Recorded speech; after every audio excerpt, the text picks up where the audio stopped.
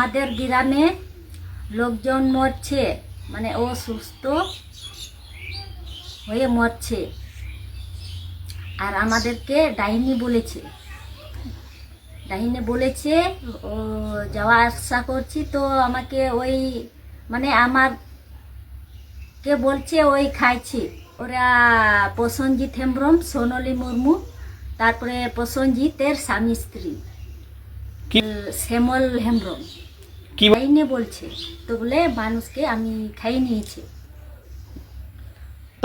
তারপরে আমাকে মারলো, ওই লাঠি দিয়ে মারলো আমাকে, স্বামী স্ত্রীকে মারলো, আমার ভাইকে মারলো,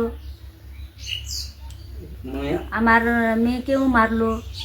তো মেরে ফেলে দেব, আর এই গ্রামে তো ভিড়তেও দিব না।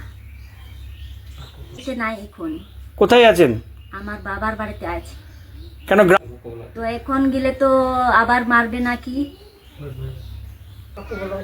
তো আমাদের বাড়িতে যাইতে পারছি না, তো ঢুকতে দিচ্ছে না। ওই গ্রামের লোককে আমাকে তাড়িয়ে দিয়েছে, তো আমাকে যাইতে দিবে না, ঢুকতে দিবে না, ওখানে তাড়িয়ে দিয়েছে। এখন বাবার বাড়িতে আছি, পুলিশকে জানিয়েছি। ডাইনি মিথ্যা অপবাদ চাই, হ্যাঁ বিচার চাই। তো সকালে ডাকলো,